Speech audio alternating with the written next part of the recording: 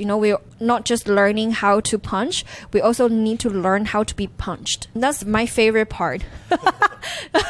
Because there are two reasons. So first is that once you know how it feels like to be punched, right, then you can choose either you can't take it, then you have to run away, you have to dodge it, or you know that your body is capable of handling some pain. Because, if you take a step back to avoid the punch, and then if you want to attack back, you have to take another step to punch, right? But if you stand where you are, and then you know that your body is capable to take the heat, it's actually faster for you to fight back, right? Because you don't have to go back to where you are and then attack back. Then you are acutely aware of how much your body can take the heat, right? Because I feel like the true confidence comes from that, knowing exactly the limit and capacity of your body. And that also applies to our life as well. Like, it's also related to not just our body, our physical muscles, but also our mental muscle, knowing exactly where's the boundaries, capacity, and limit of our mental muscles, right? And then that's where we are comfortable and confident of knowing what we can do and what we can't do.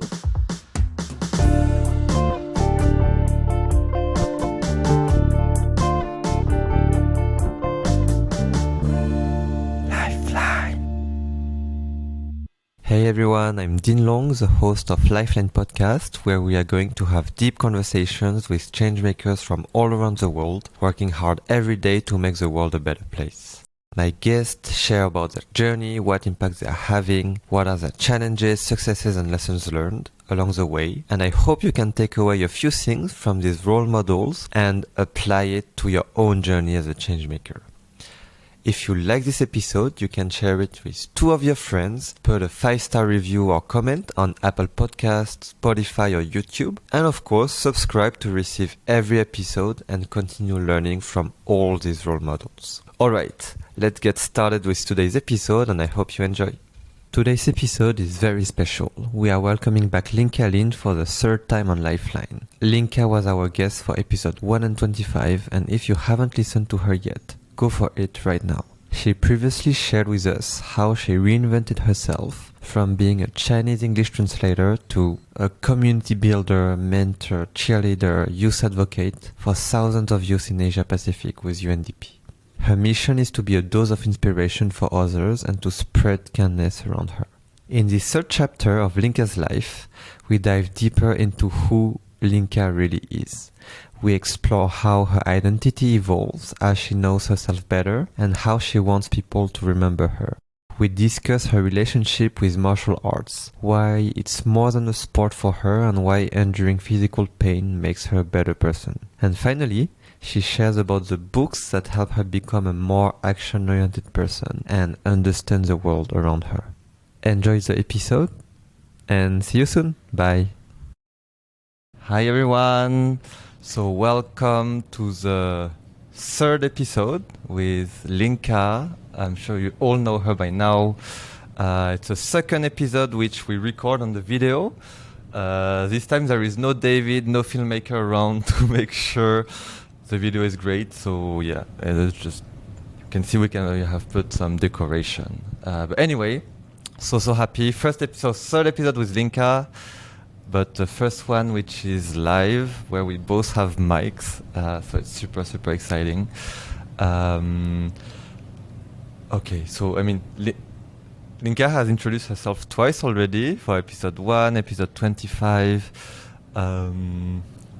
Maybe for those who meet you for the first time, for episode 3 with Linka, would you like to introduce yourself in a 3rd way that you haven't done yet? Oh, okay. Yeah, I think it's actually, when I think about personal identities, right, that's something that we talk about in the 1st episode. But don't worry if you haven't listened to that. For me, I think understanding who we are and what is important to us, it's always a lifelong journey and searching process, right? And like I think we've talked about it in our catch up before. There's also a hierarchies of identities, right? Being our gender, our nationalities, those are part of our identities. It's also sometimes, like for us, it's really when we introduce ourselves, which one do we pick and choose? What does it?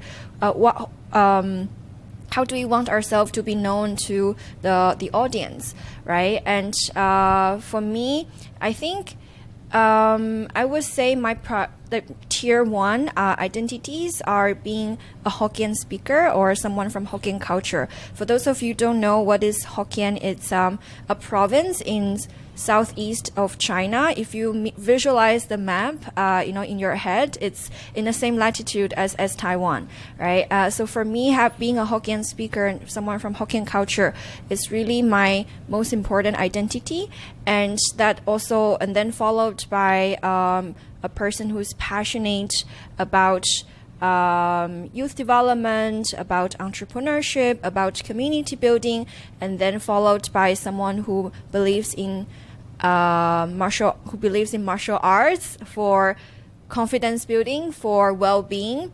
And then I think in the same level as that, it's also a person who believe that as a human being, we all need to have trust, have empathy, and not rush into jumping into conclusions, and show respect and gratitude to each others. So that's a long list of identities, but I think in addition to that, obviously, I am a person that maybe I interact differently, or I show different perspective of me when I'm interacting with different people. But I would say that the list I shared just now is regardless of who I'm interacting with, either is classmates of my martial art, or people I'm working with, or people I just met briefly, or some of you who just listened to this episode for the first time. I want you to remember those part of me first, and then it's like Legos, right? Like the more you know about someone, the more you're building up the Lego of this person's profile. And I always believe that we can never know enough of a person. There's always something new, something that we are learning about a person, no matter how close or how familiar you are with this person. Like we talk every day, right? Almost like apart when the days that when you're on leave. Otherwise, we talk every day, but every day I'm learning new things from you, right? So I think that's also like we always learning things from people around us, regardless of how close or how familiar we are with them. I think it's a very good intro of Linka episode 3, because it's really, we spoke already, I think 3 hours and a half, and I think it's a good experiment on with Linka, let's do an episode. So far it has been once a year because it's 2020, 2021, 2022. So let's do that, because we'll always have topic to speak about. But it's super interesting because so usually Linka, when we're on Zoom, she would show the map, the Google map of Xiamen. So you can visualize it. So it's right next to Taiwan. And I think it's super interesting, this concept of, your concept of identity, basically. How do you want people to see you? How do you want people to remember you? But I feel like it's all, because Hokkien is it's like where you were born, the language you speak, youth engagement, empowerment, it's what you believe in, it's your vision, it's also your work. Then you said martial arts, so it's like activities that you do. They're interesting because some people might say where I was born, where my parents were born, my job title. Many times it's the first thing that we say when we introduce ourselves. Some people could say brands that they wear. My shoes, I usually don't share about these shoes when I introduce myself randomly, but when I'm in the street in Cambodia, Many people have these shoes, so you can really spot them easily. And yeah, so it's like becomes an icebreaker, it becomes a common identity. So yeah, I like it that you say it depends who you speak to, but it's interesting the mix. And maybe just to follow up on that, okay, let's start with Hokkien. But has Hokkien identity always been number one? Actually, no. I think it's if you ask me maybe 5 or 10 years ago, I wouldn't put that as my priority, the top of my identities. But then I think recently I started to realize how being someone from Hokkien culture has really built the foundations of who I am. And then in addition to that, I think it's also, as you mentioned, right, like finding connections with people. So for me, because Hokkien is a culture also not just in the province of the province of China, but also around Malaysia, around Indonesia, Singapore, right? So for me, and sometimes I also, if I say I'm from Hokkien, it's also more well known to Thai people than saying it in Mandarin. So that's how, because I am more, living and working around Southeast Asia region. So for me, right, it's how you spot people wearing the same shoes on the street. For me, I realize Hokkien is a way for me to connect with people in this region. But I think in addition to that, when I was young, my dad always told me that everyone has its root. And so no matter how far we go, it's always those roots that remind us who we are. And, we always come back to our root. So when I was young, I don't understand. And also I secretly in my head was thinking about, well, if we are only rooted, like if we only stay in our roots, does that mean that we're not open-minded to something else? Does that mean that we are stuck at where we are coming from? Right? But then the more I grow up, the more I see the world, the more I realize it's important to have a root. So then I feel like I'm grounded. It doesn't mean that, okay, so I'm only speak Hokkien language, I'm from Hokkien culture, so I don't care about the rest of the world. No, it's not. It's more like when I'm learning about the world, I feel like, okay, so this is where I'm coming from. I'm from Hokkien culture, and I'm trying to find connections, or I'm trying to find, something that totally opposite from my culture, right? So for me, it's not. It's really. I just recently started to realize, having a root is so important, because I feel like, imagine that we're a plant, right? Imagine we're a plant. I mean, then, the deeper the root is, the taller the plant grows, right? It doesn't mean that we only focus on the root, but we ignore what is up there in the air. When you said recently, like, when did you realize that? Actually, recently, I think the seed was started when I was in ICE, where I was. So ICE is a social enterprise in Hong Kong that brings the world to the young people in Hong Kong, right? So basically, we interacted in ICE. I interacted with a lot of people from different cultures. So one thing is that everyone is so proud to talk about where they're coming from, and initially, I don't have that sense of pride because I don't understand my culture that well. And I'm just so inspired by people who's really, really proud of where they're coming from. And for them, it's... and then when I'm interacting with them, so I started to ask myself the same questions. So what matters to me, where I'm coming from. And also, I think...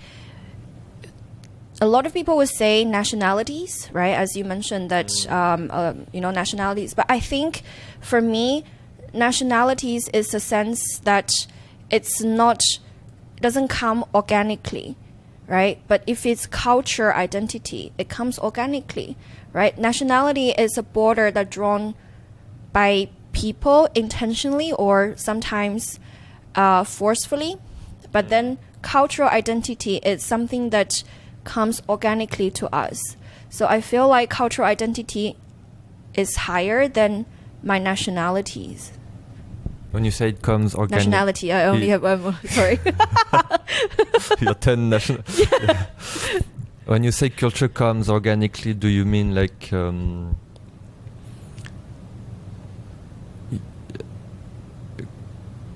because you are born, born in China, so your nationality is Chinese.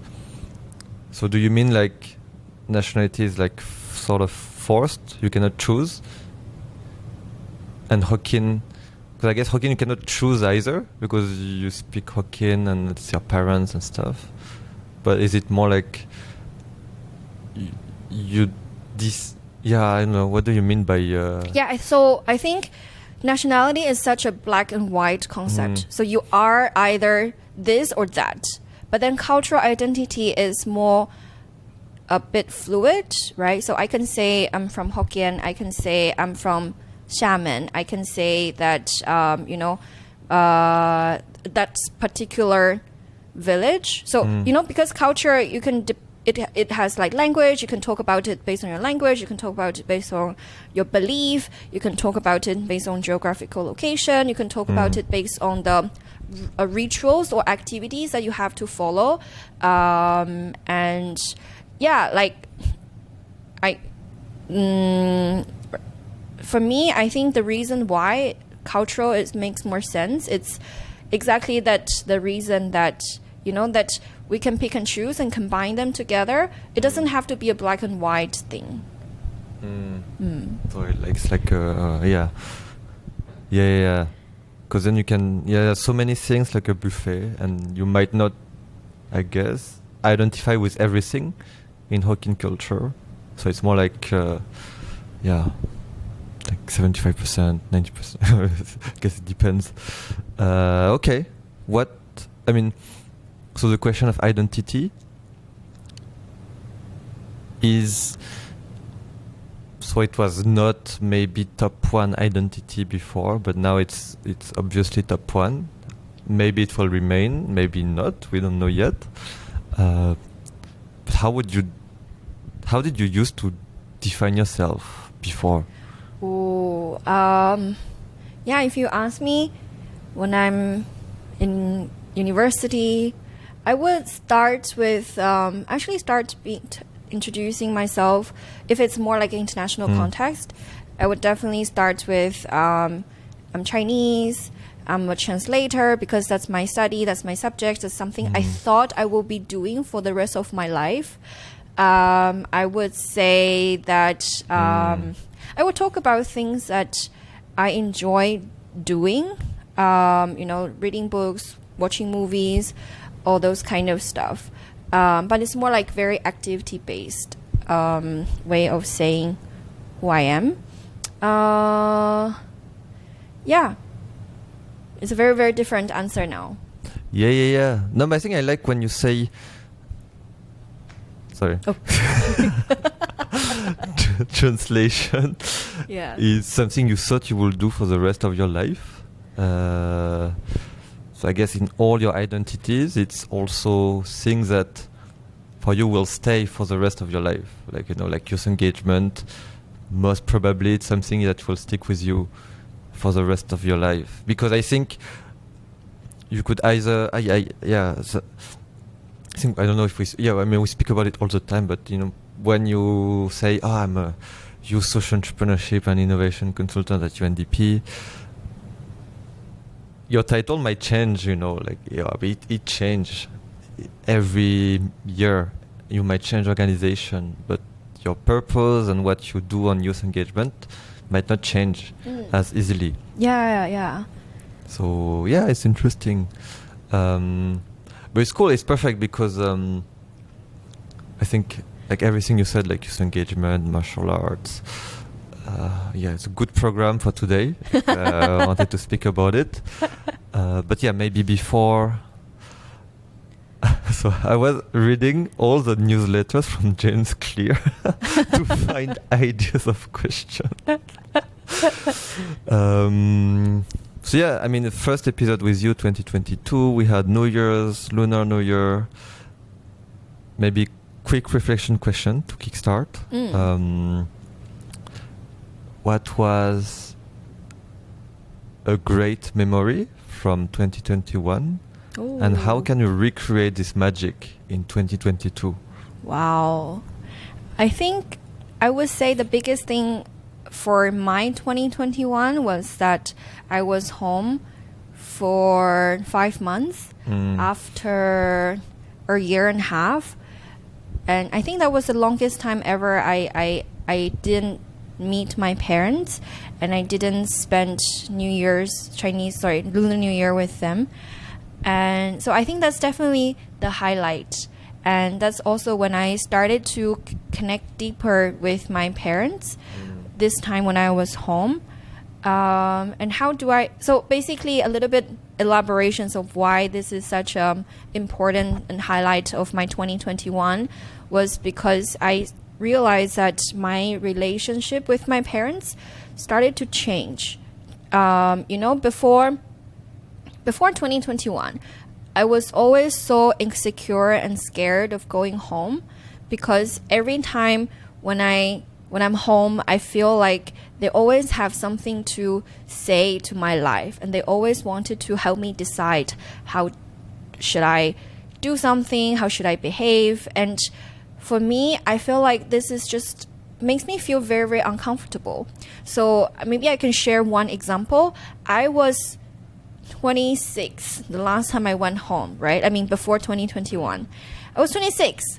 I was like adult who's capable of making my own decision when it comes to whether or not I want to sit next to the fan.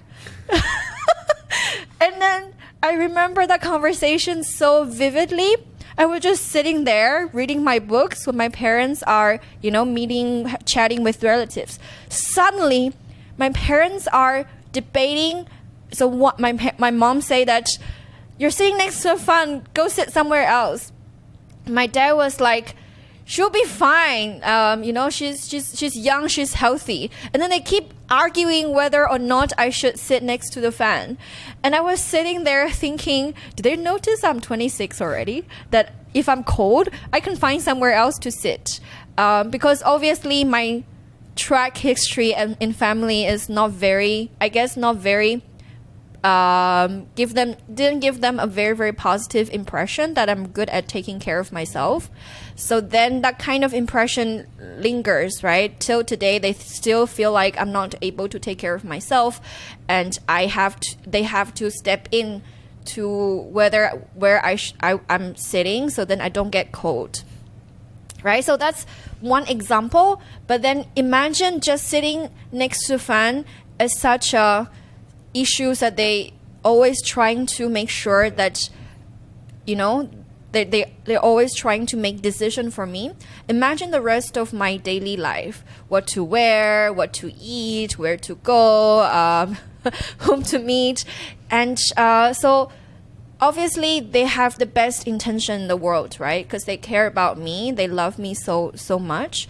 And I always have this debate with my mom. I ask her, why are you always so anxious, so worried? Because you're worried and anxious makes me feel so uncomfortable, right? And then she always say that, you understand when you're a mom.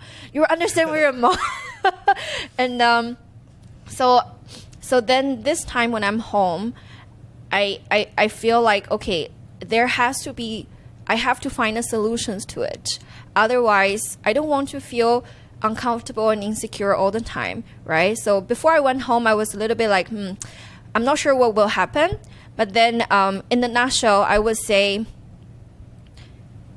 3 things from this, from the whole 5 months conversation. So the first thing is that I told my mom that my true feeling, because I remember I read a super, super amazing book last year called Thank You for Your Feedback, right? And then when we are communicating with each others, they are different layers of our messages, right? Our subconscious intention, our intention that we thought that we are trying to convey, and our way of communications, and right. So sometimes the caring, the fear, the anxiety is communicated in an anger, in angry messages, is communicated in a very like hurtful or damaging way, right? So, but then if you go beyond the way of communications and then jump and listen to the subconscious intention of this person and try to validate that subconscious intention, right? Are you saying all this hurtful thing because you are really, really scared, right? So if you bring that subconscious intention out and then validate it with the person you are talking with, then the person will also realize, oh, actually, that's not my intention to hurt you. I was just so worried about you, right? So go back to the first point that I was trying to say. So I started to pay attention to their intention, right? So subconscious intentions, and ignore how they communicate their worries. And then I validate with my parents. And every time when they say something I feel uncomfortable, I validate that, are you saying this because you're very, very worried about me? And then I would say the follow-up, say, this is how I will communicate if I were you, right? And then this will make me feel so much comfortable, right? So that's like my step one. And then the step two is really communicate why, helping them to analyze and unfold why, why when she say that, oh, you're not parents, so you don't understand. So I told her that I don't think it's an issue of being a parent or not. For me, I feel like you don't trust me that I can make my own decision. You don't see me as a grown-up person. You still see me as a child that you need to take care of. So I feel like there's a missing of trust. And then she started to understand. She said she accept that. So she was very, very worried because she feel like she doesn't trust me enough to make my own decision. And then the third thing I did was that I pay attention to how she communicated with her mom, right, my grandmother. And then after every time we visited, she will complain to me the same thing I complain about the way we're communicating. And then she would say like, oh my God, my mom, she always worry about this, she always worry about that. I'm already like, a 50-something-year-old woman. Why would she still worry about that? So then I would say, but yes, that's exactly what you did to me. And then she was able to understand my perspective, because at the same time she's also a daughter, right? So I think the whole process was not possible if I come in with the anxiety of like, oh my God, she's going to think about I'm not capable of doing this and that again, and then I built a wall between me and her, right? So then it takes, sometimes there's no quick fix to the issues. If we want quick fix, then we start to argue. We start to accusing each other. Why can't you see it from my perspective? Why don't you understand? Why are you always doing this and that? Oh, we actually had a rule in our family this time. Never say always. Only focus on that moment, right? Because using always is very, very hurtful, right? Like if I remember when I was home, if I accidentally drop like some rice or veggies on the table, she was like, oh my God, you did this again. You always do this. So then, and then we started to remind each other, not just her, also me, never use always, and just say that, okay, what happened this time? And then we reflect and we review the process. Not the veggie part. I mean like, yeah. So I was sorry for the super long stories, but that was just with my mom, and I have like equal volume story of my connections with my dad. I guess it's since it's Lifeline, so I can just keep on going. The story. Yeah. But yeah, no, I think before I share the stories with my dad, it's anything that you in your head you want to share or no, I think I guess it's very interesting. Yesterday we spoke about with someone, right, with Crib about parents and children relationships, but from the other side, from the dad's perspective. So now it's interesting. I get the children's perspective. But no, yeah, I think for me, I guess I wonder, since that moment, how has the relationship evolved, and now how do you feel about coming back to China? Because you said before you were a bit nervous to go back to your hometown. Now what, like, how do you feel? Do you feel like excited? Do you feel, just wonder, like, how from that moment, what does it change, Actually, that's I think I'm very comfortable right now, because I know that no matter what they say, I know I know who I am, and I think that's actually connected to one aspect that maybe we'll focus on later. Is about self-acceptance, right? Before I was anxious, I don't want to go back home because not in terms of like career choice or everything, like, no, those are big things, are very, very supportive. I'm just talking about daily life. I feel like I'm feeling insecure and anxious because I want them to accept me, but then it's just because I focus on their acceptance, but I didn't focus on self-acceptance, right? Like, for me, now when I'm home, I feel like I will be very, very confident and comfortable because I know who I am. I accept who I am, even no matter what they say. I can also bring up my perspective, and I can set my boundaries. So I guess that's the change, and I think after that, right now, my mom and I are, we're very, very close already, but now we're closer because I feel like, we can be very, very comfortable, like, communicating with each other, and then because before what happened last year, she's also very, very scared of my frustrations, and she's so scared, like, she wants to give me tips and advices, but then I always took it as a criticism, and then I just like, why are you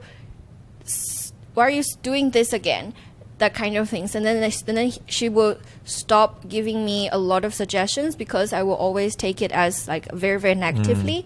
But now she's also more comfortable sharing her perspective with me, because I told her that, just say whatever it's in your mind. If I disagree, I'll let you know and I will tell you why. But I will always recognize your best, like, you have the best intention for me.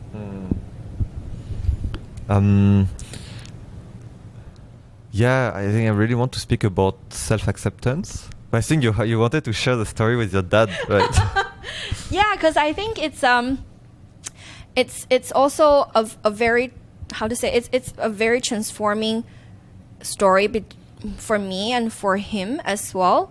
Because like this time when I was home, because it's COVID, right? So it's not a lot of other like activities to do. So we walk in our neighborhood every day, like 1 hour, 2 hours, just to have deep conversations. And then I asked him a lot of questions. He will share with me his daily life, his frustration in some of the family issues, and sometimes he feels like he's lonely. No one really understands him, etc., etc. So I feel like that kind of like listening to what he said without any judgment and rushing into conclusions makes him feel very, very comfortable, like sharing everything with me. And then on the top of that, I think I've told you this before, right? I started to see him not just as a father, right? I started to see him as a human being.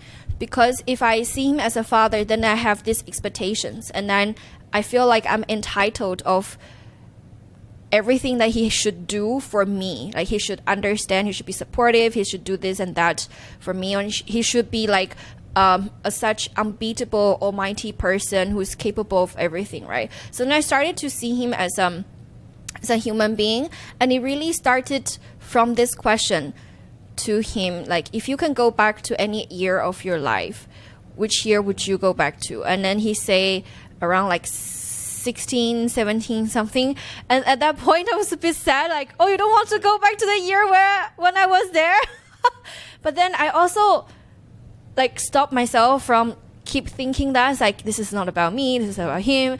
And I realized, okay, he's also an ordinary human being. He also wants to go back to the age where he can just be an individual, worries free, and enjoying his life full of hope and vision for future, right? And then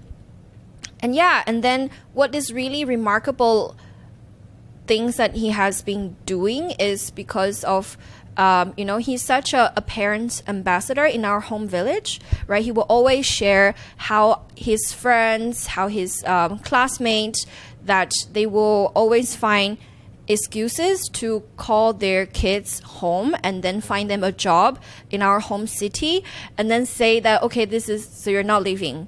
Like some of them, like they have really good job, good future in Singapore, in Australia, in the US, and different corners of the world, or even other cities in China, right? And he would tell me that all his friends and classmates, right, they will find tons of excuses, forcing their kids to go back home. And then so for him, he always tries to talk to his peer and say that, it's children's life. It's not for us to say how they want to spend their life. As parents, the best we can do is to create a safety net.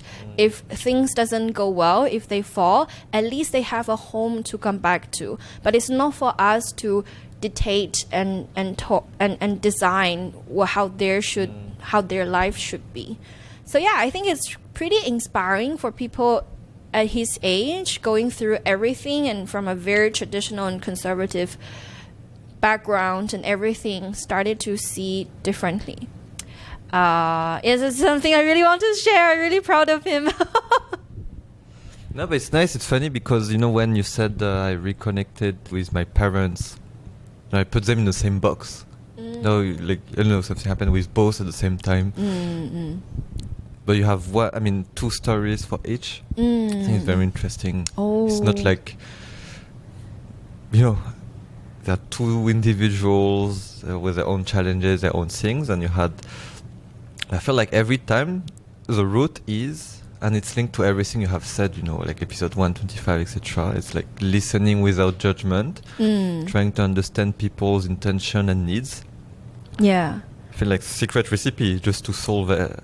No, because with your mom, it's really listening to what she really is saying through her intention, and your father listening to because just understand him because he feels lonely maybe sometimes, and seeing both of them not only as mom, dad, but as human beings. Yeah. I think it's very interesting.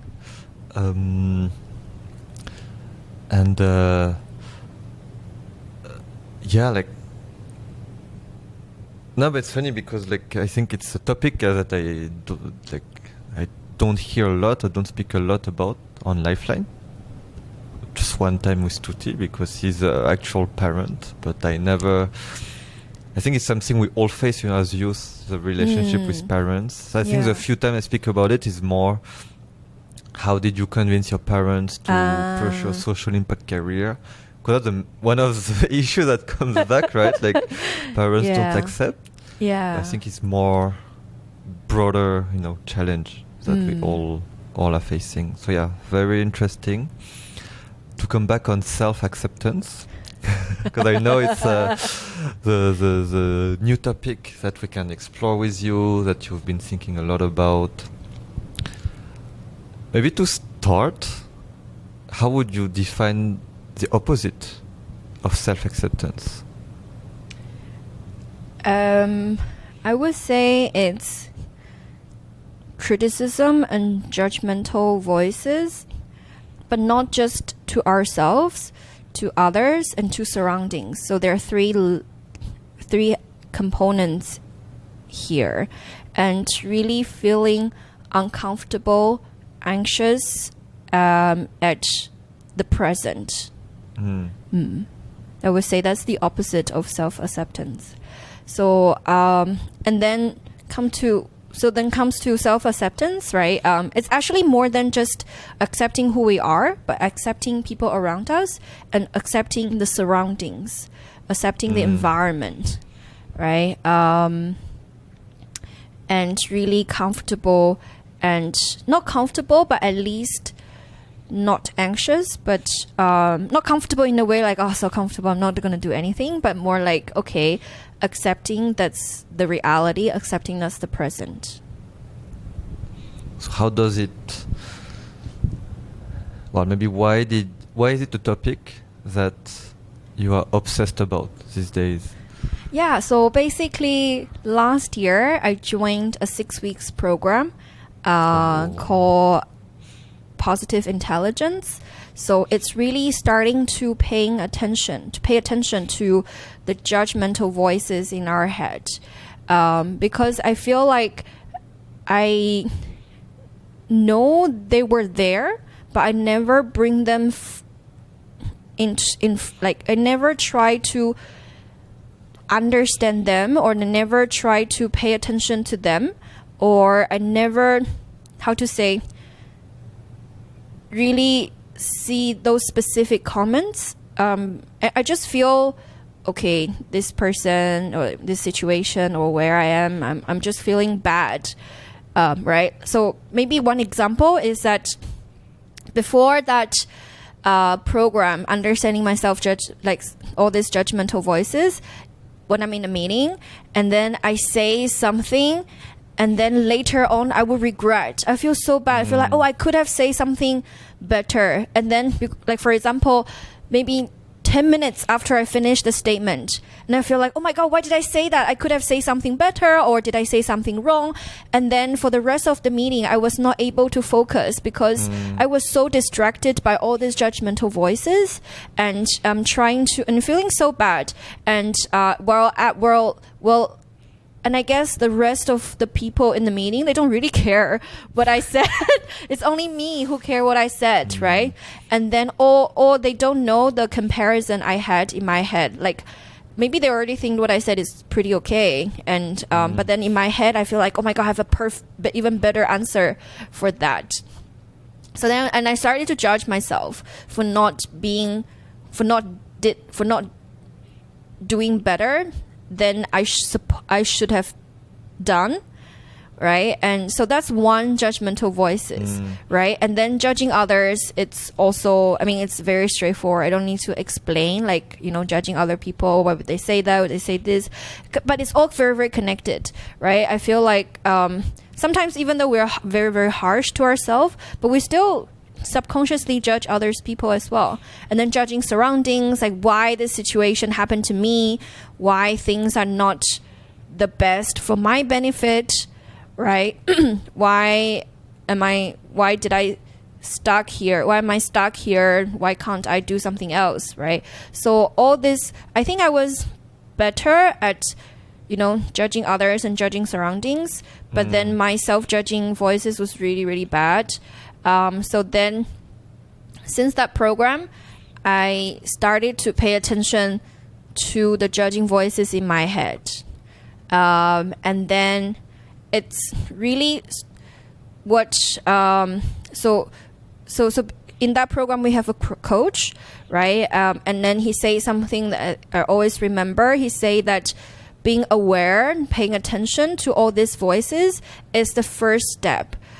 Because once we notice it, then we can deal with it, right? Before we even notice it, we just let it overwhelm us, then we don't know how to deal with it. So knowing their presence and being aware of it is definitely a very, very good step, right? So from that on, whenever I notice all these judgmental voices in my head, I will I will. Well, there are some techniques. Basically, that's the point of the whole program, right? But in simple way, is more like instead of let it eat us up, try to be curious about why do I have this thought, and does it really matter at this stage? And can I change anything? I can't change things happen in the past because whatever I said, whatever I did, it happened. But can I change what happened in the future? Can I focus more on the future, right? So I guess what's really, really helpful for self-acceptance and trying to lower the volume of judgmental voices in our head is really focusing on things that we can do in the future instead of, trying to feel bad about things that we can't change in the past. So step 1, identifying this judgmental voice. Step 2, being curious, like asking ourselves why does it matter. It reminds me of a question from James Clear who said, is it a fight worth winning? Is it worth it to actually destroy yourself about something? Yeah. And sometimes, yes. Sometimes, as you mentioned, maybe no one cares, right? So, step 2, understanding, like why, what is it? And third, action-oriented, like, okay, next time what can I do? Not to suffer or not to have this judgmental voice. Right. Yeah. And the technique I mentioned, right, it's actually very, very simple. So the moment that you notice the judgmental voices in your head, you just take a few deep breaths, and then and it's very simple. So basically, just put your 2 fingers, your thumb and your index finger together and rub it. Yes, like Korean heart. And you rub it for like 1 minute or 2 minutes, and then you focus on this feeling instead of focus. So it's like distracting first, right? And basically makes those voices to take a pause in your mind. So then your attention is not there, but your attention is somewhere else, and then you will be able to take a look at it from like an outsider perspective, right? Because you're not in it. You already put your mind outside, and then so you can take a look back into what is going on in your mind. So it's like a 1 minute meditation. Yeah, to be mindful while other people might focus on their breath for 1 minute. This adds this physical element. Exactly. But it's interesting because first thing important, it's interesting because, how to extract yourself from the moment. Because, for me it's interesting, like, I guess, when you speak about this judgmental voice, is it always linked with a negative emotion? Yes. So, I think because all these judgmental voices are basically telling me that I'm not good enough, right? And that I didn't fulfill the expectations of myself. And then sometimes, all these judgmental voices is not just about we compare our perfect self and our real self. It's also how we internalize what happened around us and we judging ourselves, right? So, for example, I don't know, I need to think of a good example. So imagine some accident happened, right? And then it's supposed to be, let's say, someone who's not following the rules, or something happened unexpectedly, or something that we can't control, right? Some accident happened. But then we blame ourselves. Oh, why do I walk on the street on that day? Like, I shouldn't have walked on the street on that day. Otherwise, this won't happen to me, right? So then we judge ourselves because all these external factors.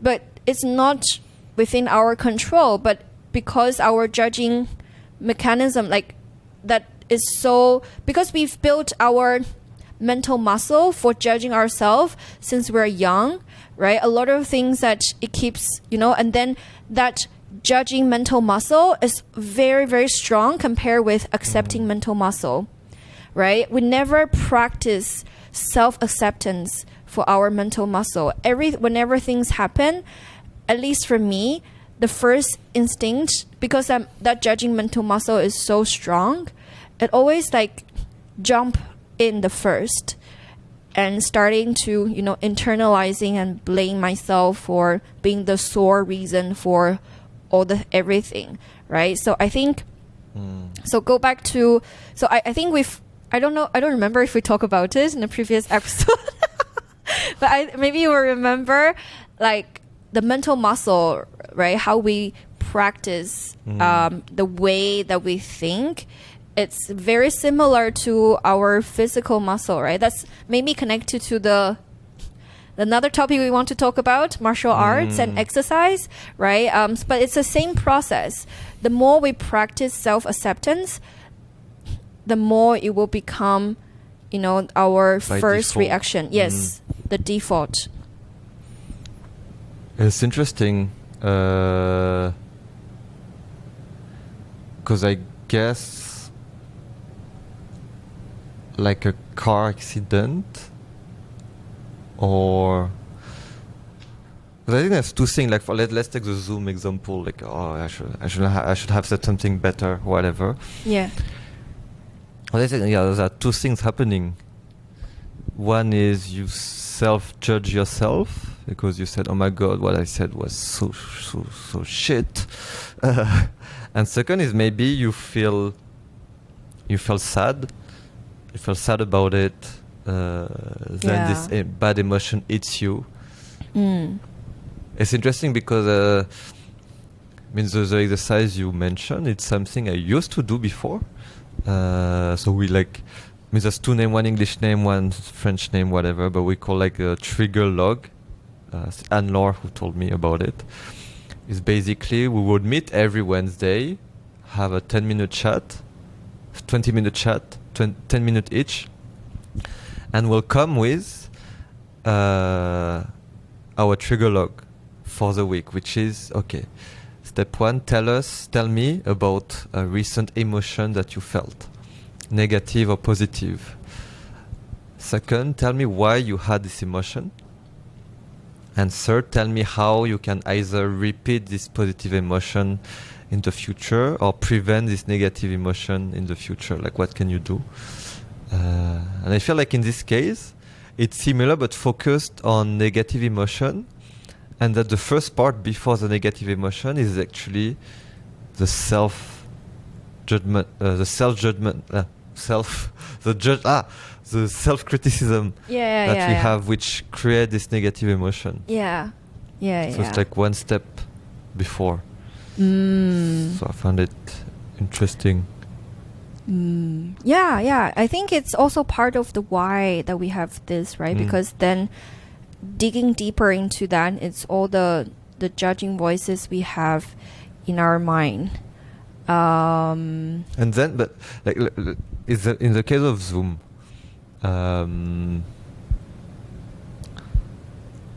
because there's two. If you look at step 3, what can you do to make it better? There's two things, right? Either you shut up this self-judgmental voice, either you can say something better next time. Yeah. Right? Yeah. But what is how do you decide what to work on? How because I guess this self-criticism voice also comes from, I guess it can be positive sometimes, because it pushes you to always improve, always grow. Yeah. So where do you see the limit? Yeah. Oh, that's a very, very good question. And I think so. Yes. Once I notice the judgmental voices, I can choose how I should react, right? And I think one thing that I really like from a yoga practitioner that I just her sentence. So she say that we can never silence our mind, but we can let go of those that don't serve us, that no longer serve us, right? So then it's important to remind ourselves what's the purpose for me, what I'm doing right now, right? Am I achieving the purpose? And maybe the things I'm focusing on is just like one word differences. Doesn't really matter. And then that's not my purpose, right? It's nothing to do with my purpose. And then obviously I can focus on something better next time, right? And I think you brought up a really, really good question. I've been asking myself the same question as well. Like, if I'm accepting where I am right now, does that make me feel too content, too comfortable, and I don't want to try harder next time, right? So I guess different people has different style, and for those of you who are like me, who feel bad of who does, so for me, I notice that if I want to perform better, if I want to be better, I need encouraging messages. So let's say if someone say that, oh, okay, I'm sure you can do it, like, because you are great, then I will do it and I'll be great. That's my style. And also there are people who just feel uncomfortable of, why are you saying I'm great? I haven't even done it. Just say I'm horrible so that I can prove it to you that I'm doing great, right? So maybe there are people like that, but that's not who I am, right? So I think it comes down to more self-understanding, knowing what works better for myself. And what I noticed that if I just having all these judgmental voices linger in my head, I can't focus on something else. I would just keep having those voices loop in my brain. And if I want to just release myself from those voices and focus on the actions, then I have to find a way to do that. And my way of doing that is self-acceptance, right? And I think self-acceptance and taking actions are two different things. We can be happy at where we are, but knowing that we can be better next time. So that's like...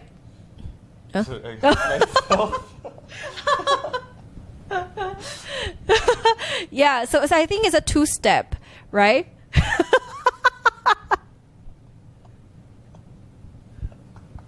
Okay.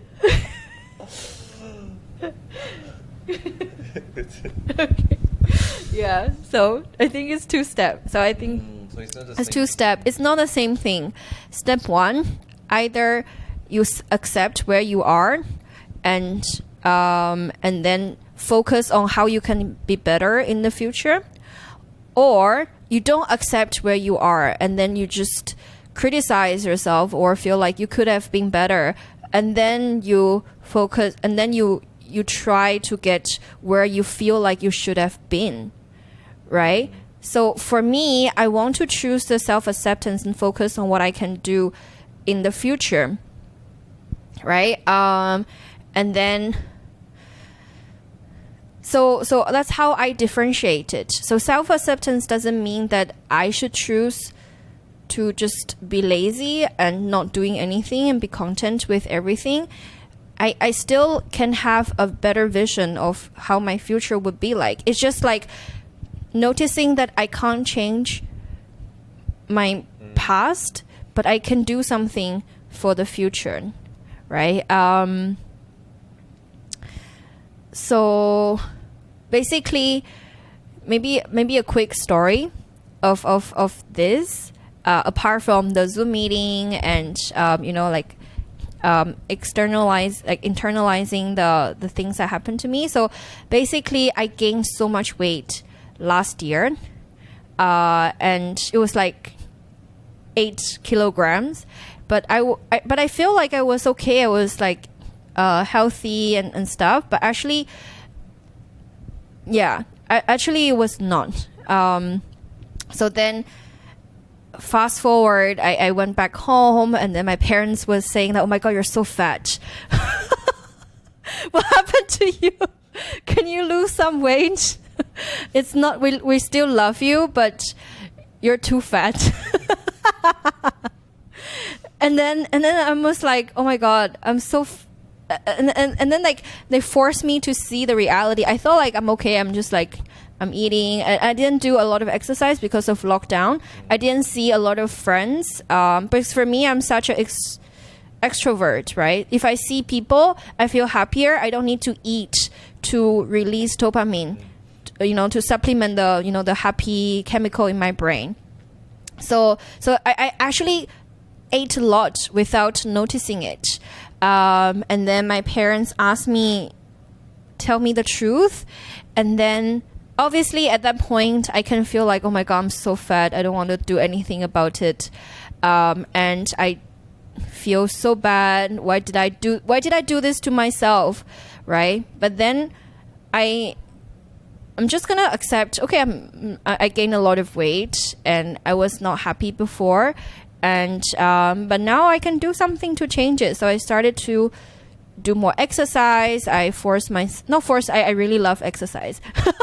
And I'm just like doing a lot more exercise and be more active, and I gave myself different principles, like I have to walk a certain time of the day, and I like certain principles, like if I can get to somewhere within like 30 minutes of walk, I'm not going to allow myself to take any transportations. I'm just going to walk if it's not rush.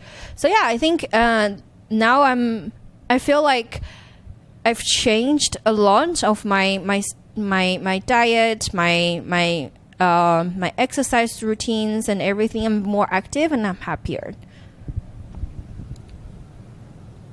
Your first principle, how much time do you want to walk a day? How many steps? Do you know? I think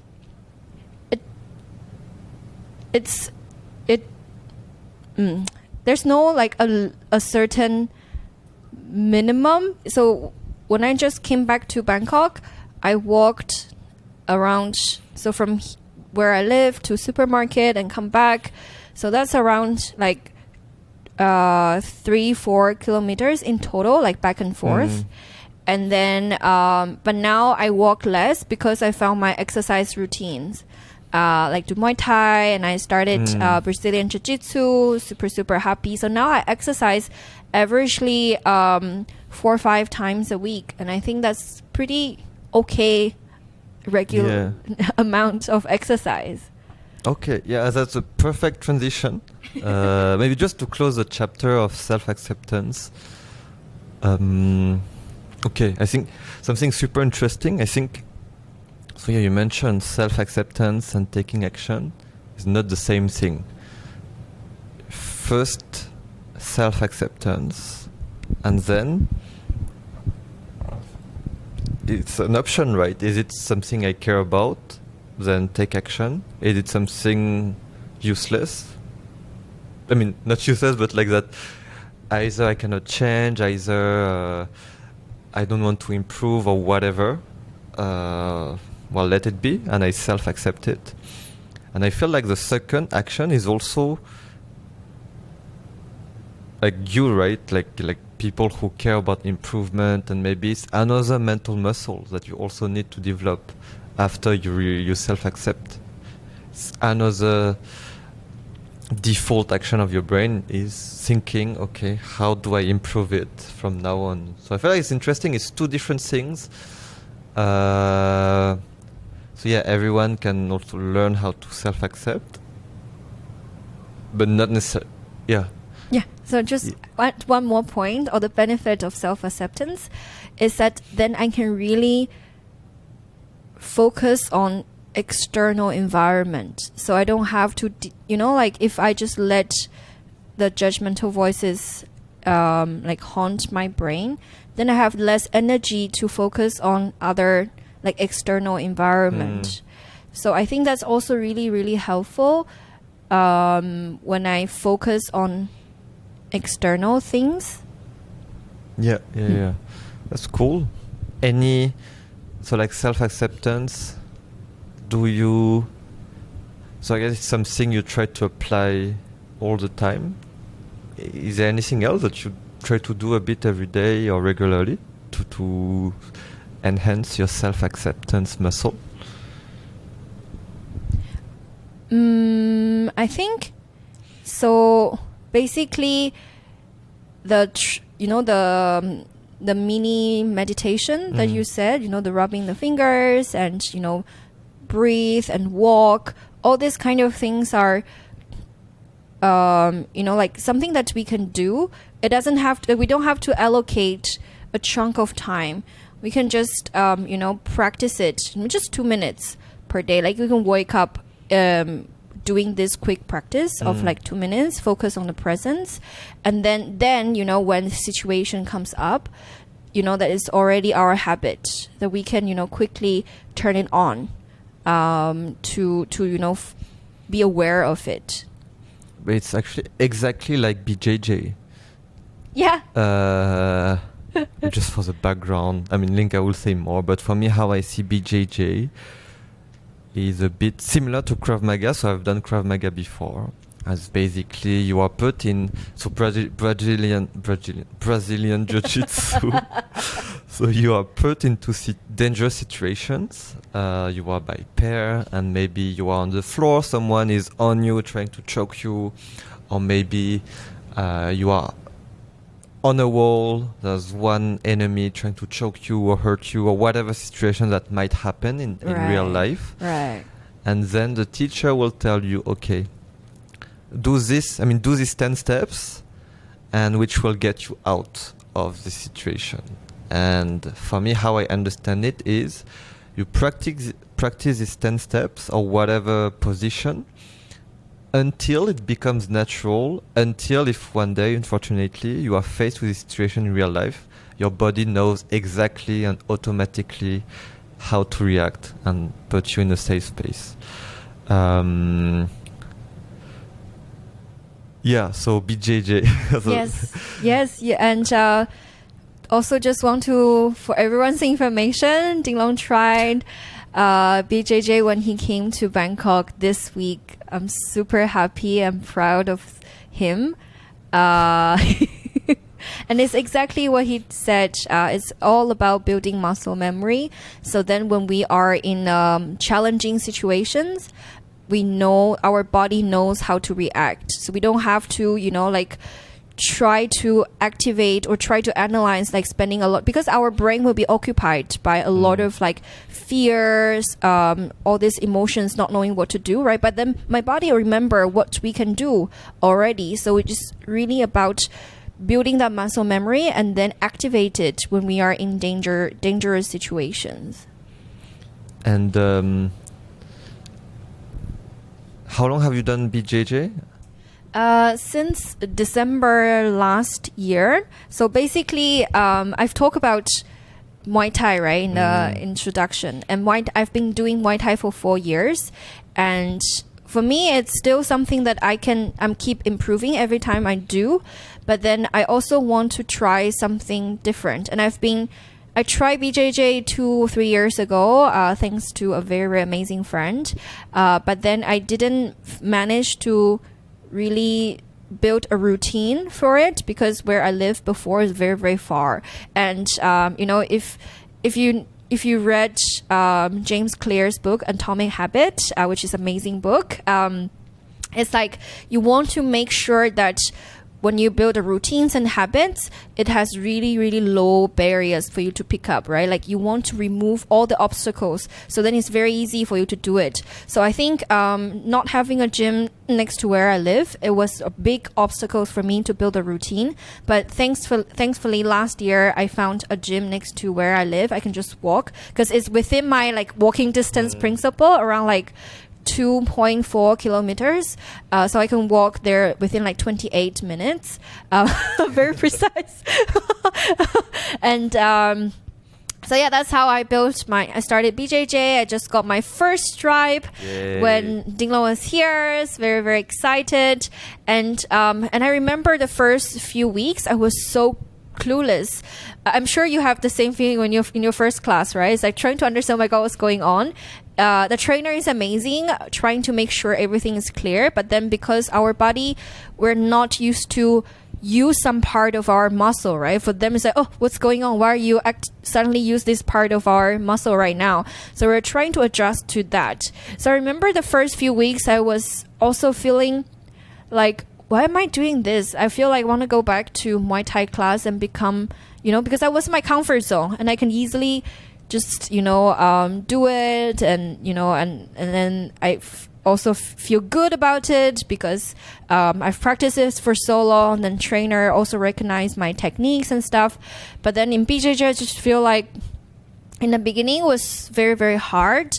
And I feel a lot of new things. I feel bad that I couldn't understand things immediately, right? I have that expectation. So that comes back to the judgmental and self-acceptance voices. I feel like, oh my God, why can't I be like other classmates who immediately get what the coach explain immediately? Or why can't I just perform it or practice it and gain recognitions from people around us? So I had that thought in my head in the first few classes, and I'm also managed to distract myself from that and just focus on the practice. So now I feel like I'm more confident. And I really, really love it. And for me, Muay Thai and BJJ are very, very two different kinds of martial art. One focus on speed and power. And then the other focus on leveraging our body to create damage or to control the situation, right? So it's a very, very different kind of martial arts, but both are really, really empowering. Could you elaborate a bit more on that? No, but I think there's 1 million reasons why people start doing martial arts. Some people is to feel safer at night, for example, when they come back home. Some people is physical exercise. Some people is health and well-being. Maybe just to understand, because I think for you, it's not only physical health. It's also part of your identity. Yeah. And then speaking with you all the time, I see that it's much more, it's really part of who you are. So I just wonder, when you say it's empowering, in which sense? I have more questions after. Yeah, definitely. So I think, first of all, there's so many good things about martial arts. I don't know where to start. But one of the initial motivation that I started Muay Thai was really not something inspiring and philosophical. Just because, I moved to Thailand and there's no better martial art. What is better than Muay Thai to learn in Thailand, right? But why martial art initially? Why martial arts? Because I think I'm a very active person. I like try different things, and I want these things to be useful. Like I have energy to spend on working out and that kind of stuff. But then that's, that has less benefits than martial art. I'm healthier, but then with martial art, I'm healthier, but at the same time, I'm learning something new. That's another reason why I like swimming, because I feel like it's also a very useful thing. It's healthier and it's also useful. I guess there's two reasons. And then but then there are so many benefits I've learned afterwards. So the first thing is that I really like my Muay Thai master because he doesn't just teach techniques, he also teach philosophy, way of living, right? So that's the third benefit. It's useful, it's healthy, and it's also, learning about philosophy of all these martial arts, right? So basically, what happened is that in the Muay Thai class, we're not just learning how to punch. We're not just learning how to punch faster and stronger. We need to learn how to move with a rhythm. So because if we're rushing into things and always like, this kind of rhythm, we're actually not in control of the situation. We're actually rushing we thought that we are going to take the enemy down, but we're actually not in control. We're actually become the anxious and the part, like we need to learn how to breathe in our Muay Thai class. So that's the first thing. And we have to learn how to take control. And what he has a very, very good point. Everyone can learn how to punch faster, but no everyone can control ourselves to slow down, right? Because everyone come to the Muay Thai classroom to just punch faster and stronger and like more powerful. But then it's the other way around that is more difficult. And I find it interesting. I think, it's a good metaphor for life first, slowing right. down. And it's interesting how it, for me, it's always, I love the topic of what you learn in sports that you can transfer into your real life. So I love this. And the second is also purely fight speaking. But if you happen to be in a fight, it's very important to slow down in order to have a clear mind. Yeah, clear mind and clear understanding of what's going on. Yes. Rather than, being like super heartbeat, being pumped and just not really thinking about what's going on. Exactly. And then the next point is really, first one is slow down, take control, find the rhythm. The second one is that, we're not just learning how to punch, we also need to learn how to be punched. That's my favorite part. Because there are two reasons. So first is that once you know how it feels like to be punched, right? Then you can choose either you can't take it, then you have to run away, you have to dodge it, or that your body is capable of handling some pain. Because if you take a step back to avoid the punch, and then if you want to attack back, you have to take another step to punch, right? So but if you stand where you are and then that your body is capable to take the heat, it's actually faster for you to fight back, right? Because you don't have to go back to where you are and then attack back.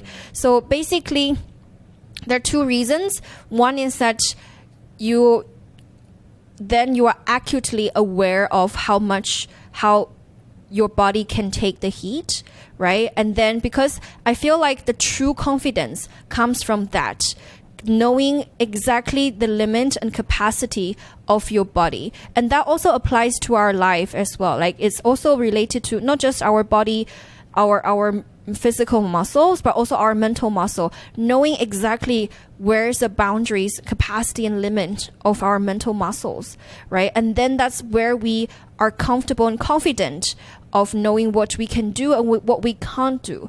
So that's the second reason I really love about martial arts.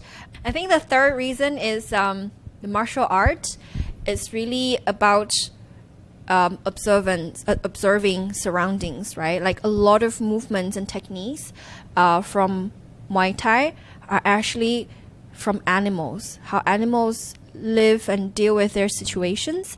And a lot of BJJ techniques are observations from real street fights, right? How people get away or how people deal with those like real street fights. So it's really about learning things from observations, right? And also I also really want to share one thing I learned from indigenous culture.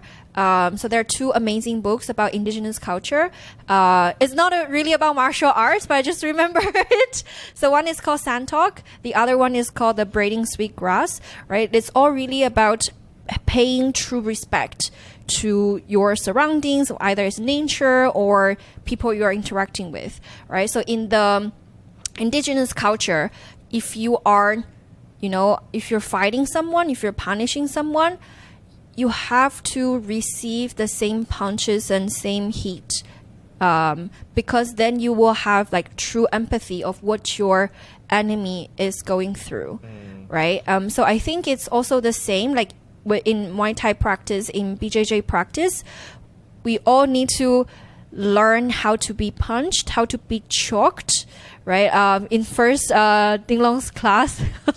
So the way that we practice is like there's a good guy, there's a bad guy. So we need to take turns to be good guy, to to practice the techniques, but we also need to take turns to be bad guys, to be like choked, right? So we all need to learn what does it feel like to be someone who being attacked by us, right? So for me, that's also really about empathy as well. It's not just about we want to unleash everything to the person that that's in front of us, but it's also knowing how this person will feel like. So altogether, I guess 3 reasons, have calm mind, control, and have true confidence, knowing what we can do, and also have empathy. And another thing that I really liked on BJJ is the trainer approach. But no, it's really that you are in pair. I was in pair or in like 3 people. And it's very interesting because since you always alternate who is a good guy, who is a bad guy. Right. And you always explain. I think there is this first peer-to-peer feedback between people of the same level who tell you could have done this better and better and better and better. And then also this from more experience to beginner, like people try to explain you every step again. And I think it's very interesting. I don't think, maybe it's every martial art, but I haven't heard about it a lot. Right. Yeah. And I think that reminds me of another point I really like about martial art. Actually, 2 more points. The more I talk about it, the more it comes back. So one is this community vibe. Like you are part of this community, Muay Thai or BJJ. I feel like every corner in the world, wherever I travel, I can just go into any Muay Thai gym and say, I do Muay Thai for a couple of years. And, I would feel like I will find my community immediately. Same with BJJ as well. Even though I'm still learning, I'm getting there. And so the community vibe. And then the second thing is that I feel like in this kind of martial art, maybe because we are not doing it for competition, right? We're doing it for our health and stuff. So there's no competitions. There's no winners. Everyone can be amazing at the same time. Like I don't have to be better than everyone else. I can be as amazing as everyone else, right? That's another reason I really love it. And then the third reason, so in my head, right, the third reason is exactly your point of, things that we learn in martial art can apply to our life. And also, in addition to that, all our bodies are doing is giving a signal to our mind, right? Like, I'm able to do this today. I'm able to overcome like my tiredness, or I'm able to overcome my stress of, like in the class and stuff. But then I managed to survive the class. So there's nothing that every time I finish a class, I feel like I'm so undefeatable. That kind of feeling is really, really, the kind of rewarding feeling is really, really amazing. Because maybe there are some things that we're frustrated in our lives and something that we feel like it's not in our control. But going to martial art and having this community environment and knowing that, we are capable, that gives a lot of positive message to our brain that maybe somewhere else that we can't find. So, and that's going to, whether or not going to a martial art class is definitely within our control, right? So that's like another things that keeps me going back to the class.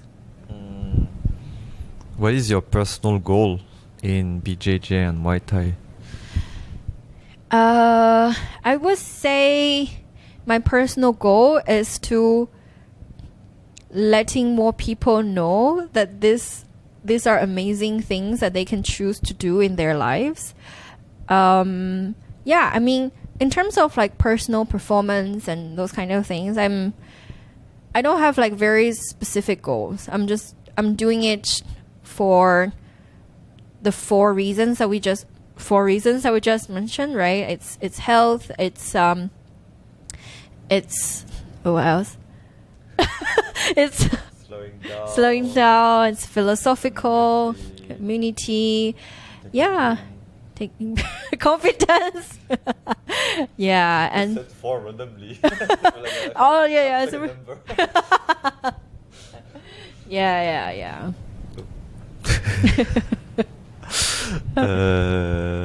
Okay, interesting. So it's really not about the performance. It's interesting.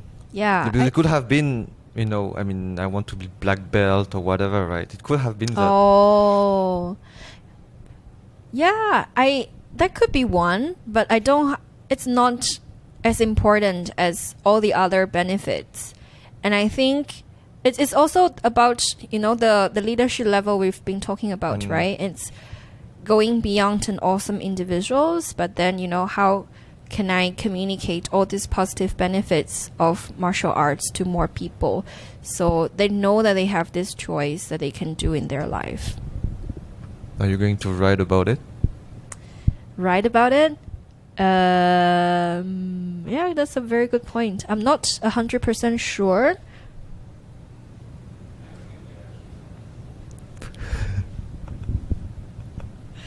But Oh.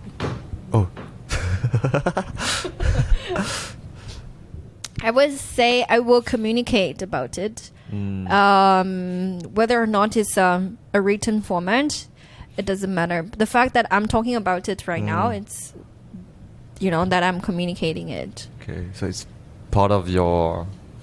it's one of your advocacies. Yes. Yes. Yeah, interesting. It makes me think of Yama. No, it's what he tries to do, right? With Sensei bringing boxing into companies as a team building activity, as a hook, but for all the benefits that you have mentioned for the long term. Yeah, exactly. That's why I keep inviting people around me to join me to martial art classes. So if anyone comes to Bangkok to visit Linka, you have to do one Muay Thai, one BJJ. So you need to come at least 3 days. To finish the class. Yeah. To try all the classes. Yeah. Cool. Anything else to share about BJJ Muay Thai that we haven't addressed?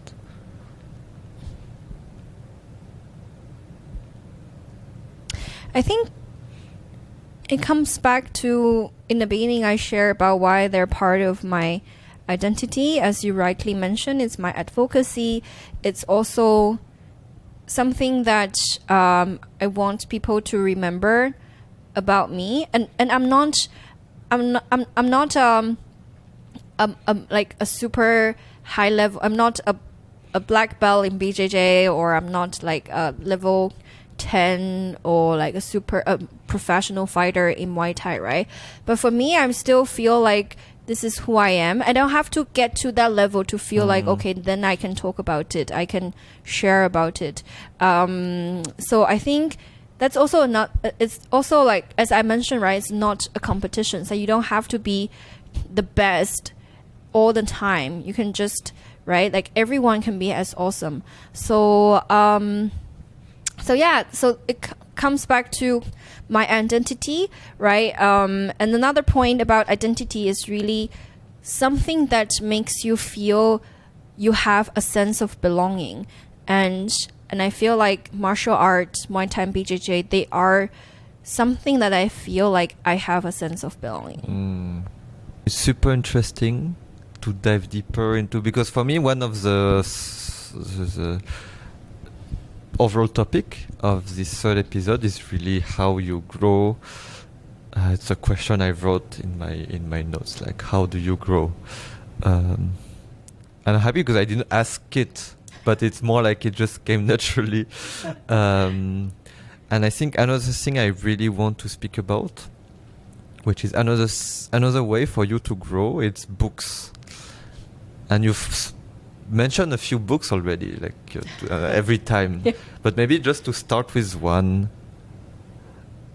Oh no, okay, no, I'll let you choose. But is there, I don't know, I mean, there's this traditional question, but 2-3 books that you meet any mover. Okay, there's one mover, whoever, mover who comes next week to Bangkok, and you want to gift him or her 3 books. Oh, which one would you give him or her? Well, if it's movers community, I would definitely start with grit, because we talk about it in our leadership module level 2.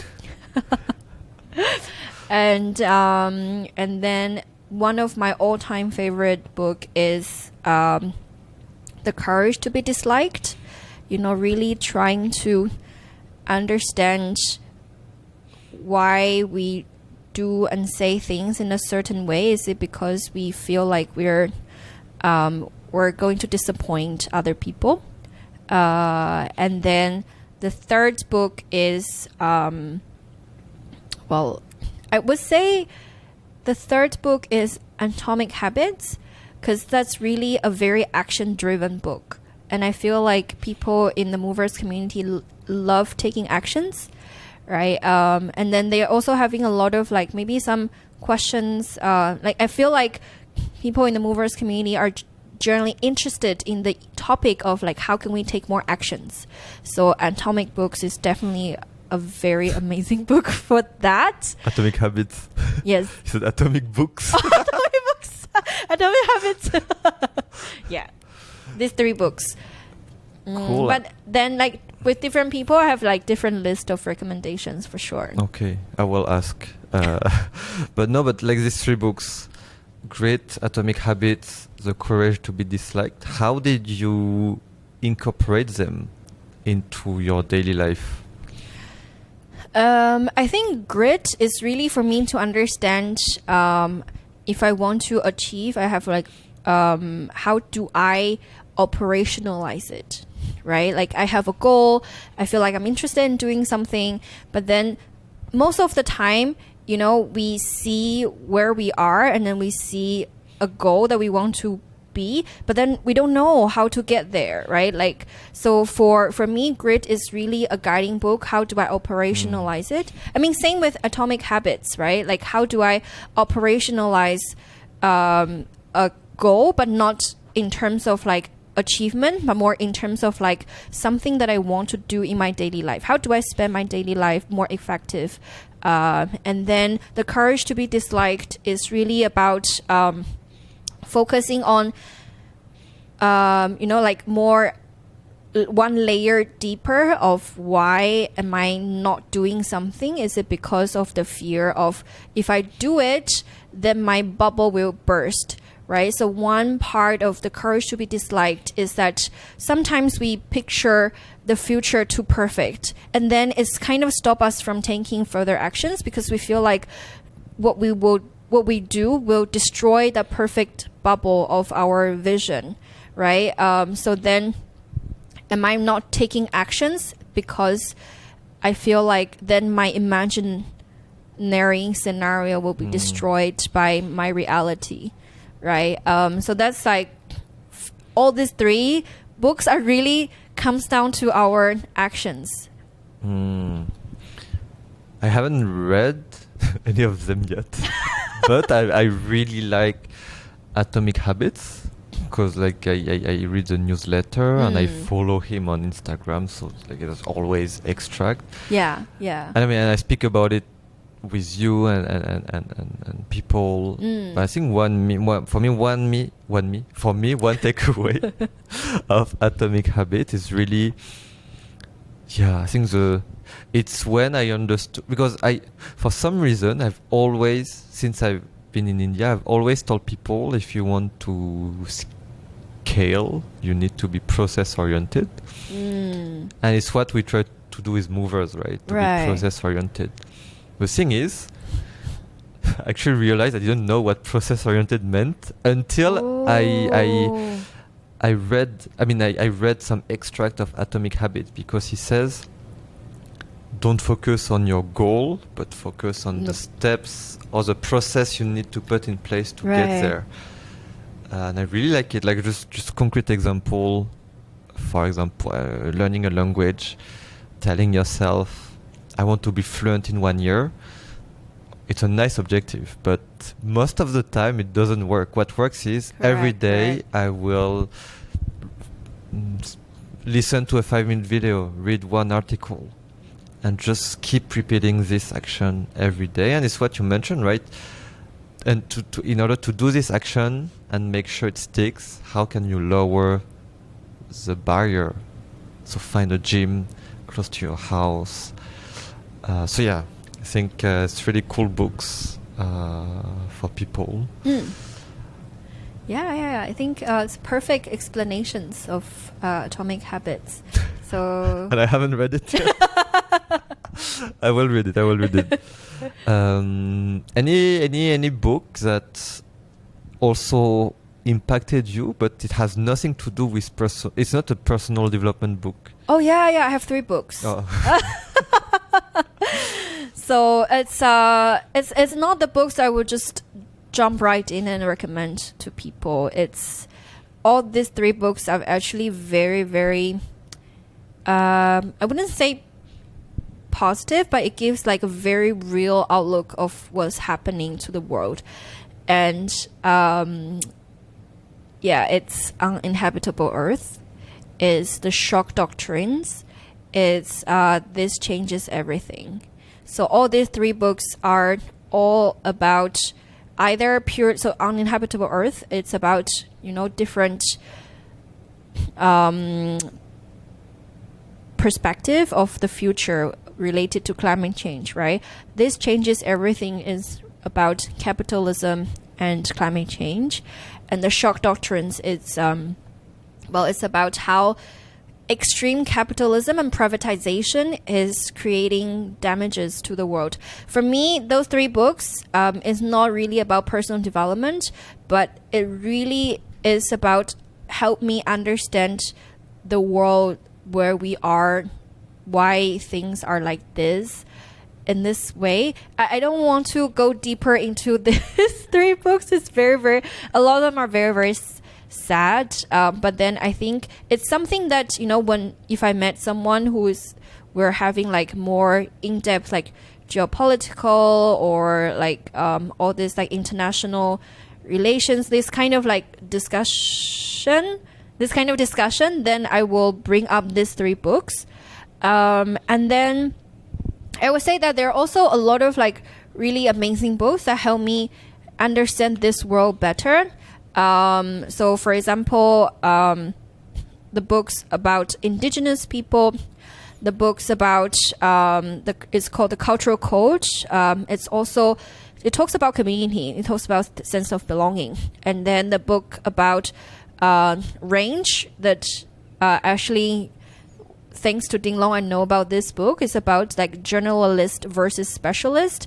And another book, thanks for your feedback, really help me to understand the way of communications. And then another also very, very amazing book by Chris Voss, Never Split the Difference. It's also about like active listening, how do you use deep listening to negotiate, right? There are just like tons of books that I really enjoy reading. And why I love reading is that one day I just have this tremendous gratitude to all this author, right? They spend their whole life trying to understand one big issues, but they're so generous. They're sharing it with people, right? And then if I want to dig deeper in each of these issues, I have to spend like, if I read 30 books, I have to spend 30 lives to understand all these issues. But they're so generous that they share things that they've learned, they've observed with us. Or just for me, I have this very, very deep gratitude to the authors. Yes.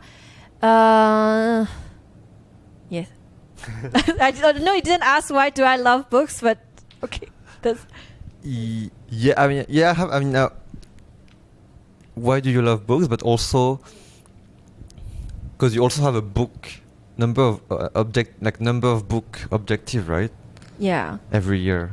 Yeah. Actually, so what happened was the first year I marked 25 books, but I read 27. So then the second year I marked 35 books. I read 35 books.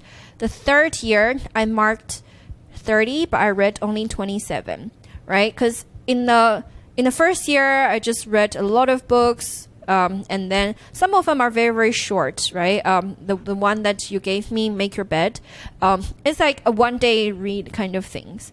And then so I finished 2 books more than the goal. And then the second year, because it was COVID, I was trying to squeeze as much time as I can for the books. And I remember on December 31st, 2020, I still have 1 book goal missing. So instead of like spending time with friends and enjoying the New Year celebration, I started trying to finish the book because I really want to achieve the goal, right? So then I was thinking, but why does the goal really matter to me, or does like spending time really be present with my friends matter to me? Because we're in the same room, like, and then she was like browsing her phone because I said I don't want to talk to you. I want to just go finish my book because it's important to me. But yeah, I just feel bad afterwards. And then last year I only finished 27 books, but then my goal was 30. But I'm pretty happy about it. I accept that. For me, I didn't criticize myself like, oh, I said 30, but I didn't do it. I only finished at 27 because I know the book I chose to read. I know I'm really happy with the things I've learned. I can also push myself to finish 3 more books, but does that really what I want and what I need? And does that number really matter to me, or is it more just for me to tell people that I finished 30 books? So I accept that I couldn't finish 30 books. I can only do 27. That's totally okay. And this year I set my goal to 27, so let's see. Why do you set up a target? Okay, so I think there are multiple benefits, right? Because when I try to observe my pattern whenever I have free time. And before reading books, it was like going to my phone and wander on different platforms aimlessly and everything, right? But now with the goal, then I can remind myself, I have this goal. I should put down my phone. I should just read books. So it helps. And then the reason why I do like the, not digital copy, but real book, is because I don't trust myself when it comes to reading on my phone, because I will get distracted in different platform. So, and then if I have my book, then I can put my phone away and then focus on reading. And even with Kindle, right? With Kindle, because I'm a person who like to explore things. So sometimes I finish a few pages and I was just like, okay, let me see what else in the bookstore. And then I got distracted again. So I'm very happy and content with the hard copy. What else about book? Maybe question on your reading process. So like, do you read it? Do you read a book in a special way? Do you take notes? Like how do you read a book? And then when it's done, do you do anything to maybe retain the knowledge? And then maybe do you have a tracker to track all the books you have read? Like what do you do? And maybe also on the process. Yeah. Like for example, for principles, you created this mind map. So I just wonder if it's something you try to do more or yeah. Oh yeah. From the mind map, I really love that book. So I feel like okay, I want to extract all the essence from that book. It was really enjoyable process. And then with all the recent book I'm reading right now, first of all, I don't track them, apart from like just whenever I finish, I put like read on my Goodreads.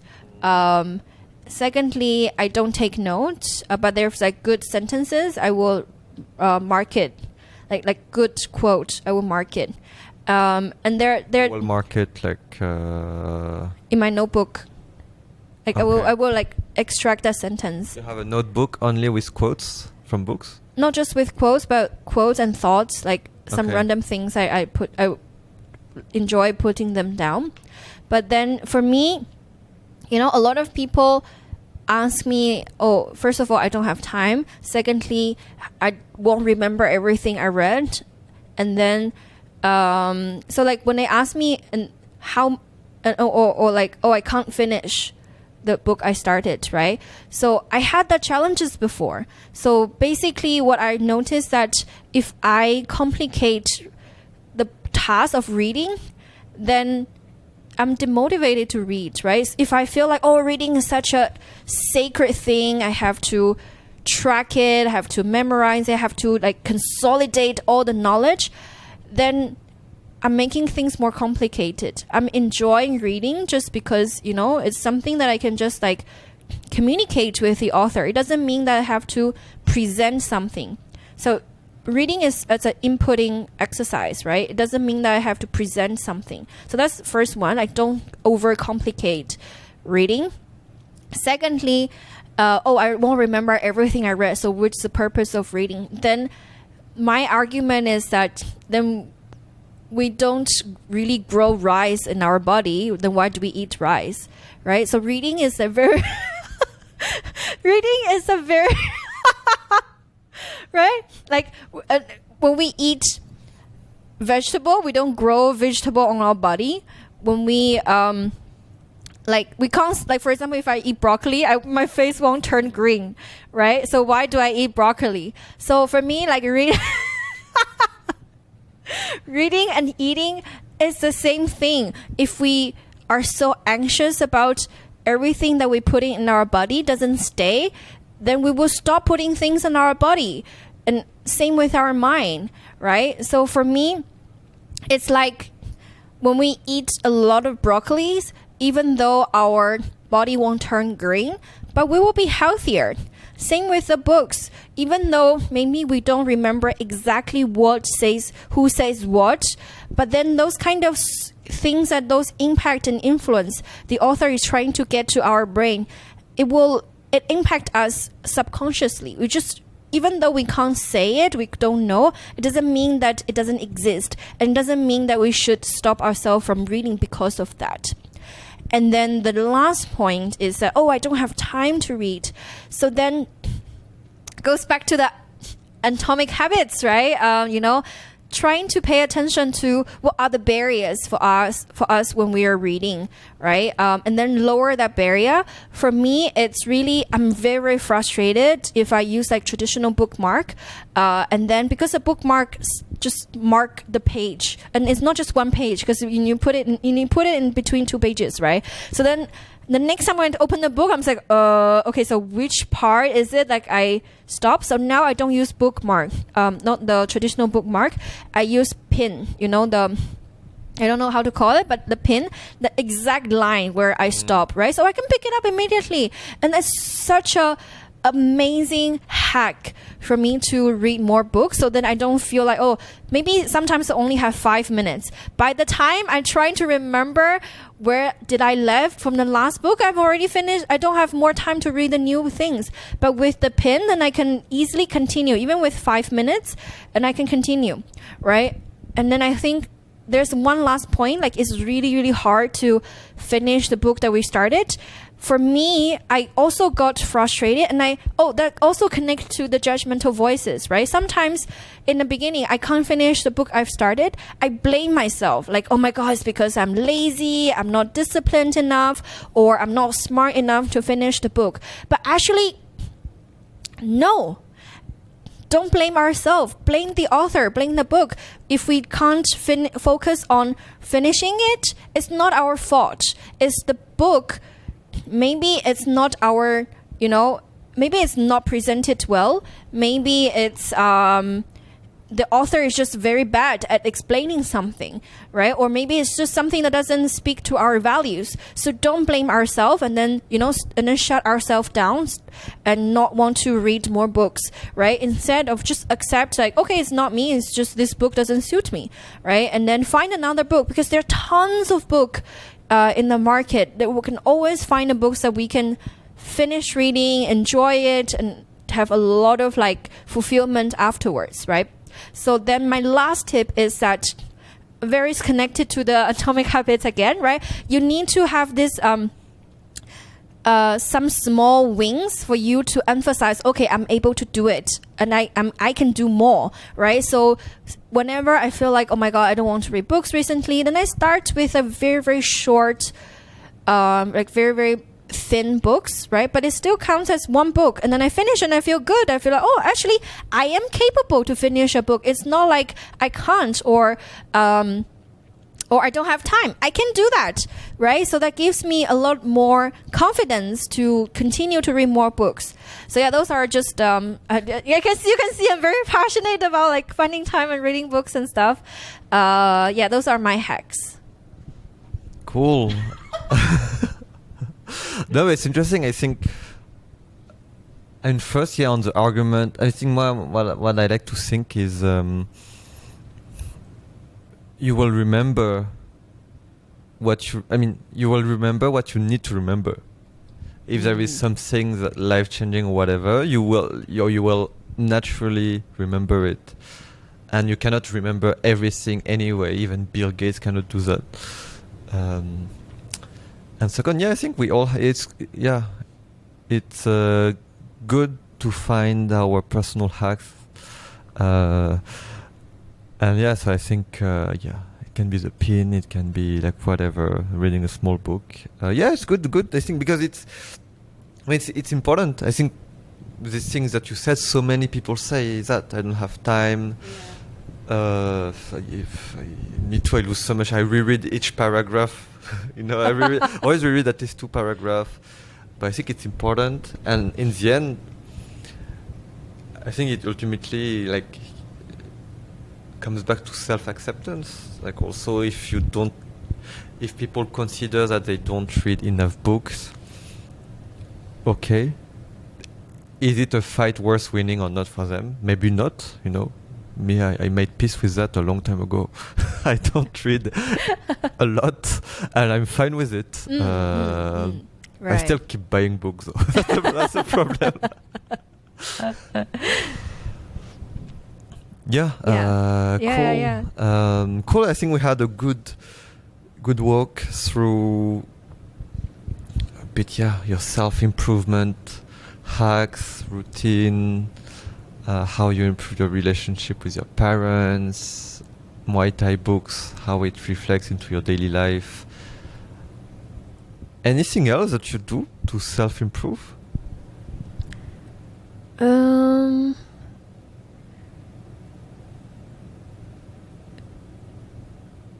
So I self-improve, I guess I have in the past, I don't do it proactively anymore, but I still have that in the back of my mind.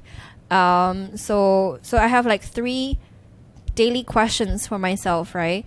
It's also so what do I like about myself today? It's like giving myself recognition, so I don't have to just rely on like looking for sign and signal of like approval from other people. And what do I learn more about this world today, right? So for me, with these guiding questions, and I feel like, okay, so did I learn about, did I really spend time to understand the world? It doesn't have to be like complicated big issues, but it can be like as small as what happened in the local community, right? So what did I learn about this world today? And then the last one is like, what do I feel grateful of today? So I think for me, these 3 questions, before I write them down every day. Now I don't do it, but it's more like a reminder for myself of remember to love myself, remember to learn more about this world, remember to feel grateful. Cool. So yeah, question back at everyone. What have you learned today? What are you grateful for today? And what did you like about yourself today? So yeah, I think it's perfect ending for this episode. Thank you so much, Linka. Thank you, Ding Long. So happy that we are doing this in person. Yes. Now it's time to drink water, go for lunch. Thank you so much, Linka. As usual, people can reach out to you anywhere. You are everywhere. But on Goodreads, it's a shortcut. They want to speak with Linka. Thank you so much. Thank you. Thank you so much. Really enjoy the conversation. I look forward to our chat next year. Yes. Congrats for listening until the end of this episode. Of course, to best support Lifeline, you can share this episode to 2 of your friends and subscribe to the next episodes on any platform. See you next time.